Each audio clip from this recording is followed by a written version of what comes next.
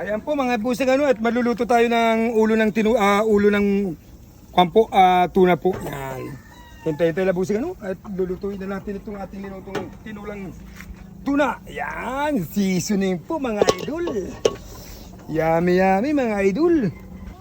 Ayan po mga busing ay tayo ay magluluto ng ulo ng tuna po mga idol. Yan, seasoning po idol. Yan. Lagyan natin ng patula mga busing para sumarap yung mga pagkain natin mga busing at lumasa yung ating ulong tuna po busing. Yay. Yan. Seasoning mga bus. Yan. Grabing taba sa tuna bus, yung ulo.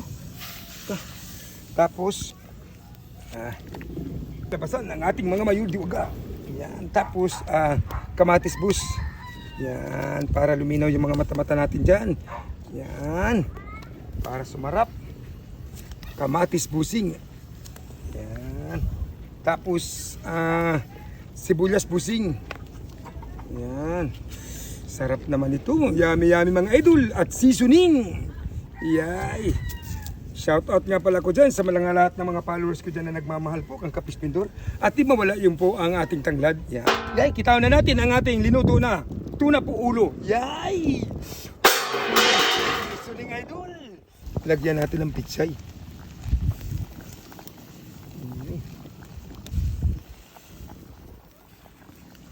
Seasoning.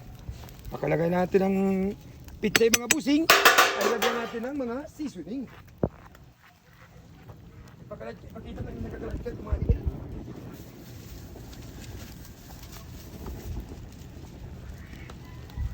Medyo tutok na siya.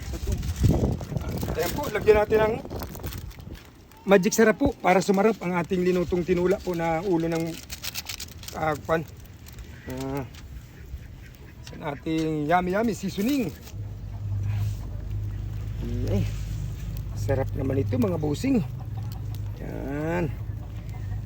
Paulit-ulit na lang ko nito. Shoutout ako sa inyo lahat dyan ng mga followers ko dyan na nagmamahal po.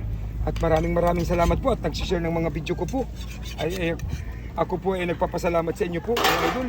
Ay, seasoning po mga idol. Yummy yummy sa natin seasoning, sa natin yummy yummy na ulo na sinabaw na tinulang ulo ng tuna po. Yay, seasoning po at kulong-kulo po talaga at lutong-luto talaga itong ating linutong ulong tuna. Yan.